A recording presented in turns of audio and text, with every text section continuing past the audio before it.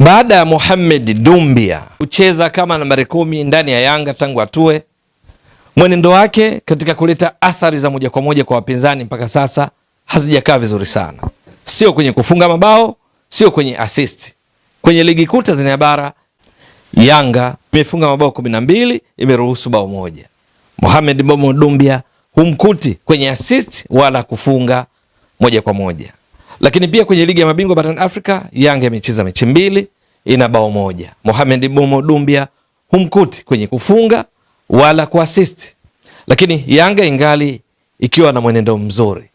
Huyu Mohamed Doumbia ni nambari 10. Sasa aina ya uchezaji wake inaibua shaka kidogo kwa baadhi ya wanayanga. Ni kwa sababu nambari 10 waliozoea kumtumia hasa Stefan Aziz Ki alikuwa na athari za moja kwa moja kwa wapinzani.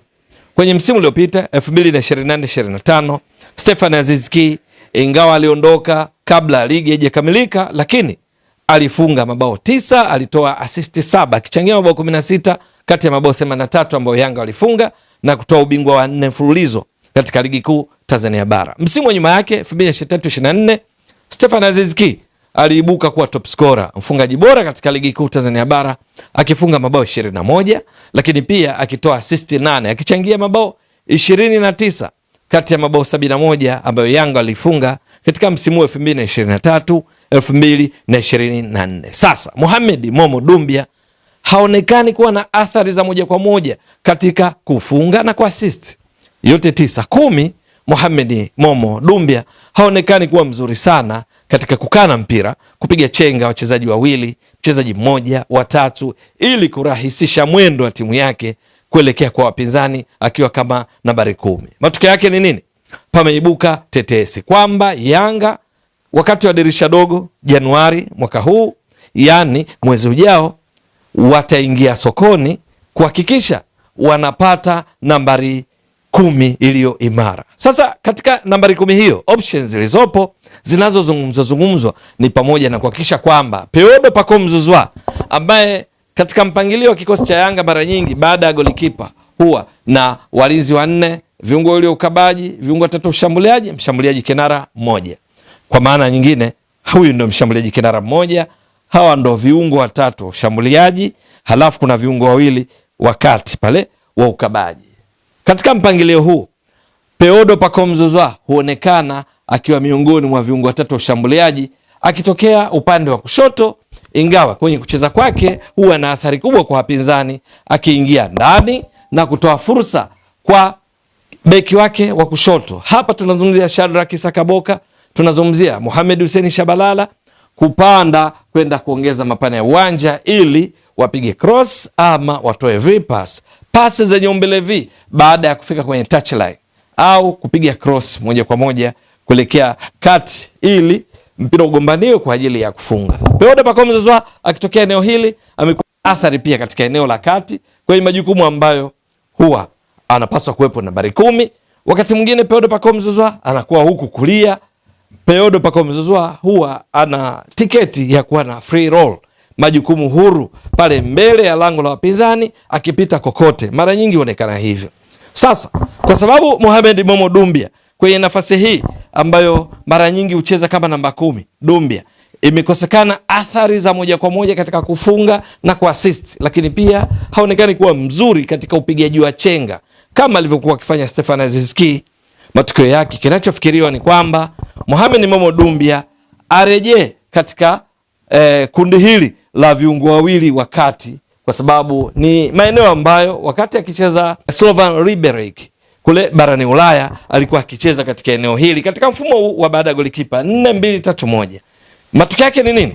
Anayefikiriwa sasa kusajiliwa mwezi Januari katika dirisha dogo ni pamoja na mchezaji wa kimataifa wa Benin ambaye hivi sasa anacheza katika klabu ya ASEC Mimosas ya kule nchini Ivory Coast. Huyu ni kiungo ushambuliaji kutokea pembeni, kwa lugha nyingine ni winga wa kushoto, mwenye guu lenye nguvu zaidi la kulia, kwa lugha nyingine akiwa inverted winger. Mchezaji kutoka ASEC Mimosas anaitwa Romaric Amusu Dinho, ndiye anatajwa na kuhusishwa na Yanga kuelekea usajili wa dirisha dogo.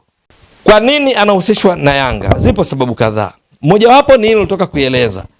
Lakini la pili ni wakala wake Zambro, ambaye ana taasisi yake Zambro Sports Management inayomilikiwa na Zambro, ambaye ndiye anawamiliki wachezaji, anawasimamia wachezaji kama Peudo Pacome Zouzoua, Celestine Ekwa, Mohamed Momo Dumbia, Stefan Aziz Ki, Kwasi Atula yao na wachezaji kadhaa. Na huyo Zambro hivi karibuni alionekana akiwa nchini, kwamba tetesi zinaeleza kwamba katika mazungumzo ni pamoja na kufikiria kuwaleta baadhi ya wachezaji akiwemo huyu Romaric Amos Dinho ambaye anahusishwa na usajili. Huyu ni kiungo ushambuliaji, ni winga wa kushoto ambaye guu lake lenye nguvu zaidi ni la kulia. Urefu wake ni 5 na inchi 8. Katika klabu ya ASEC jezi yake huwa ni nambari 22. Ni mchezaji ambaye pia yumo katika kikosi cha timu ya taifa ya Benin kwa kocha Gernot Hoa Mjerumani, ambaye kwenye viungo wa ushambuliaji amejaza wachezaji wengi wanaocheza soka la kulipwa barani Ulaya, lakini miongoni mwa wachache wanaocheza barani Afrika ni pamoja na huyu Romaric Amos Dinho, na amekuwa akipata nafasi ikiwamo hivi karibuni mwezi wa 10 tarehe 10 wakicheza katika kundi lao kuwania kufuzu kwa fainali za kombe la dunia pale nchini Rwanda dhidi ya Rwanda. Mechi muhimu sana, uwanjani wakiwa wamejaa maelfu ya mashabiki mpaka dakika 80 ikiwa bila.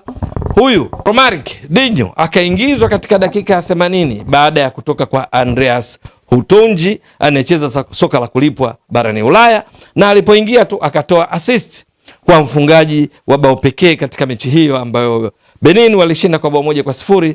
Huyu ni Tosin.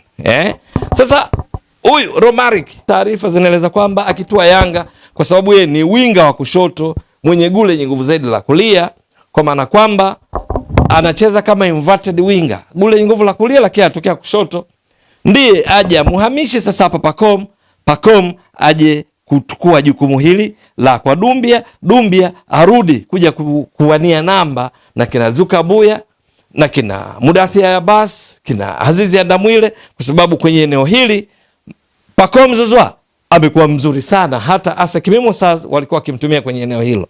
Pacome Zouzoua ana utajiri wa kuweza kucheza nafasi nyingi uwanjani, hasa kutokea eneo la kati mwa uwanja kwenda kwenye lango la wapinzani, na mara kadhaa amekuwa akionyesha ubora huu akitokea eneo hili. Ili Romaric aje hapo, huku kulia inafahamika kuna Ekwa, kuna Maxim Pienzegeli, kuna Ofen Chikola, kina Edmund John anaweza kucheza eneo hili. Yanga na wachezaji kadhaa wa kuweza kucheza katika eneo hili, alimradi tu yupi anaonyesha kiwango bora cha kumshawishi kocha Pedro Gonçalves katika kupata matokeo. Ikumbukwe Yanga wanawania taji la 5 la ligi kuu Tanzania bara, sio kazi nyepesi, lakini Yanga wanawania kufuzu hatua ya robo finali, nusu finali na kibidi kuhitaji kutoa ubingwa wa ligi ya mabingwa barani Afrika. Kwenye kundi lao la B, mwenendo wao si mbaya. Mechi ya kwanza wameshinda dhidi ya FAR Rabat uwanja wa New Aman Complex visiwani Zanzibar.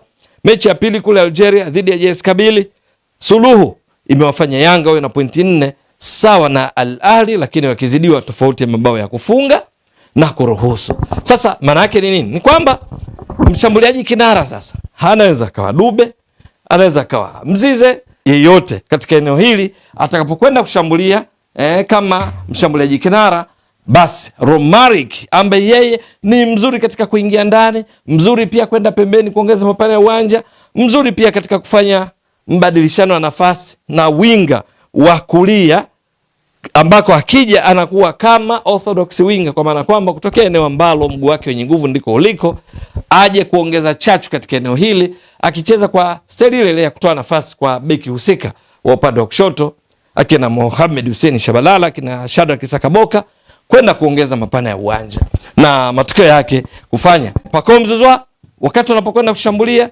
aje kuongeza makali, Ekwa aende, halafu mabeki wa kulia Israel Patrick Mwenda, Shomari Kibwana wawe wanapanda kama ilivyo ada kwenda kuongeza mapana ya uwanja. Yanga ina washambuliaji wengi zaidi, lakini wawili kati hawa, mmoja anakuwa anaungana na mabeki wao wakati katika kuhakikisha hawaletewi madhara na wapinzani kwa mashambulizi ya kushtukiza, akiungana na mabeki wao wakati, lakini mmoja box to box anakwenda kuungana pia na kina Pacome, kina Romaric, kina Ekwa, kina Maxim Pienzegeli.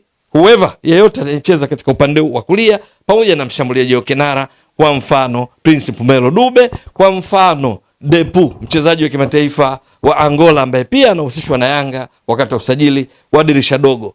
Mfungaji bora katika michuano ya Kosafa, akicheza mechi 5 akifunga mabao 8, lakini ndiye mfungaji bora katika michuano hiyo ya Kosafa kwa idadi ya mabao, anahusishwa pia na Yanga. Sasa akipatikana Romaric, halafu awepo Depu, halafu Yanga ikawa na mpangilio ambao Pacome anakuja namba 10, matarajio ni kwamba Yanga itatisha zaidi, wapinzani wake watapata taabu zaidi. Lakini huyu Romaric pamoja na sifa zake hizi amekuwa na sifa nyingine za ziada, kwamba yeye ni tunasema ni team player. Yeye sio kukaa na mpira, anao anatofautiana kidogo na Celestine Ekwa. Ekwa mzuri sana wa kudribble kiasi ya kwamba wakati mwingine huwa anapitiliza, anapoteza fursa wakati wenzake wameshakaa katika maeneo sahihi, anabaki na mpira na wanao. Yeye hakai sana na mpira, lakini anapoamua kukaa nao ni mzuri katika kudribble. Lakini vile vile huwa hana tamaa, shauku ya kutaka afungie. Badala yake ni mzuri katika kuhakikisha anatengeneza fursa kwa wenzake kwenda kupika mabao. Yaani anatengeneza fursa za mabao hata asipofunga yeye. Ndio maana ukifuatilia sana humkuti kuwa mfungaji wa mabao mengi, humkuti kuwa mtoaji mwingi wa assist, lakini ni mzuri katika kufanya mishemishe, purukushani, kujitengeneza hatari kwa wapinzani, kuvuruga mpangilio wa walinzi wa timu pinzani kwa sababu ya kasi yake na uwezo wake kuachia mpira na kufunga. Kukiwa kushoto kuna Romaric Amusu Dinho mwenye kasi, kulia kuna Max ama Ofenchikola ama Celestine Ekwa mwenye kasi au Edmund John mwenye kasi, halafu katikati hapa kuna Peodo Pacome Zouzoua mwenye kasi na ufundi mwingi, halafu na mshambuliaji kinara kwa mfano tu Depu. Matarajio ni kwamba hilo litakuwa balaa kwa wapinzani, na hasa hao wote nilowataja wakiwa kwenye kiwango cha ubora, na kama kweli Yanga watawasajili hasa hao wawili Romaric pamoja na Depu. Lakini changamoto yake ni kwamba Romaric Dinho kama alikuwepo katika klabu ya ASEC wakati akiwa na Celestine Ekwa, Ekwa anaibuka kuwa MVP wa ligi kuu ya Ivory Coast, halafu Ekwa pamoja na sifa zote zile tangu atue bado hajaonyesha yale makali yale kivile ilivyotarajiwa. Maana yeye akitua Yanga atatakiwa aanze na gia kubwa, maana vinginevyo ni rahisi kumlinganisha na Ekwa ambaye matarajio yalikuwa makubwa sana, lakini mambo yake bado hayajachanganya. Ni mchezaji mzuri sana, lakini bado hajaonyesha kile aswa Yanga wanakihitaji katika kufikia kiwango cha juu kile kichowafanya wampe nafasi na kumsajili. Yeye ana kipaji bila shaka. Kadri siku zinavyokwenda anazidi kuzoeana na wenzake Celestine Ekwa na kuendelea kuwa bora zaidi. Sasa akitua tayari pressure atakuwa nayo, kwa sababu ni rahisi kulinganisha kwamba ametoka ASEC Mimosas anakotoka Ekwa. Ekwa baadhi ya mambo yake bado hajafurahisha vya kutosha kwa mashabiki. Sasa na yeye akitua zitaanza hisia kwamba isije kawa kama sifa zilizozungumzwa kuhusu Ekwa alichokifanya msimu uliopita kwenye ligi kuu ya Ivory Coast, halafu na yeye anakuwa kama Ekwa. Maana yake ni kwamba hiyo ni pressure, akitua tu lazima akabiliane nayo vya kutosha. Faida alionayo akitua Yanga, anakutana na wachezaji ambao wametoka nchini Ivory Coast anakotoka yeye kama atatua, na hivyo kumrahisishia ile mawasiliano, kwa sababu ndani ya Yanga kuna Kwasi Atula yao anatoka Ivory Coast katika ligi kuu ya Ivory Coast. Mohamed Momo Dumbia ni raia wa Ivory Coast, lakini Celestine Ekwa anatoka Ivory Coast ingawa ni raia wa Chad, lakini yeye ni raia wa Benin, lakini anatoka katika ligi kuu ya Ivory Coast, tena anatoka katika klabu ya ASEC Mimosas alikotoka Peodo Pacome Zouzoua, Kwasi Atula yao pamoja na Celestine Ekwa. Maana yake itamrahisishia katika kuzoea kwa haraka, cha msingi aendeleze yale makali alionayo. Kwa ujumla tu Yanga wakimpata huyu mwamba Romaric Amusu Dinho, ni dhahiri kwamba wataimarisha makali katika pande zote mbili za kwenye kushambulia, kwa maana kwamba kulia na kushoto, huku Peodo Pacome Zouzoua akiwa kati, litakuwa balaa lingine na kuwafanya walinzi wa timu pinzani wawe na wakati mgumu kukabiliana na kiberenge cha kutoka upande wa kulia Celestine Ekwa, Maxim Pianzegeli au Ofenchikola au Edmund John ambaye anaweza kucheza kote huko. Anaweza kucheza kama namba 10, anaweza kucheza kama winga wa pembeni kulia, winga pembeni kushoto kama center forward Edmund John kote anaweza. Ana kasi vile vile. Halafu apambane na kasi ya Romaric Amusu Dinho. Kutoka upande wa kushoto, gula kile nguvu la kulia na uwezo kuingia ndani akapiga mashuti. Halafu wakati huo katikati kuna Pedro Pacome Zouzoua kivuruge, anaweza kuwavuruga vya kutosha mabeki zaidi ya mmoja. Maana yake kuna uwezekano mkubwa wa kutengeneza nafasi nyingi za kufunga. Kazi itabaki tu kwa mshambuliaji kinara na wachezaji wengine watakokuwa kwenye nafasi sahihi kuweka mpira wavuni. Swali lobaki tu ni kwamba je, tetesi hizi zitakuwa za kweli ama ni swala la kusubiri? Ewe mtazamaji wa Mbwaduke Stats Sport Next Level, endelea kuunga mkono channel hii kwa kuhakikisha kama una subscribe, una share, una like na kucomment. Mwasilishaji wako ni mimi Ramadhani Mbwaduke almaarufu kama Mzee wa Data. Shukran jazilan. Bye bye.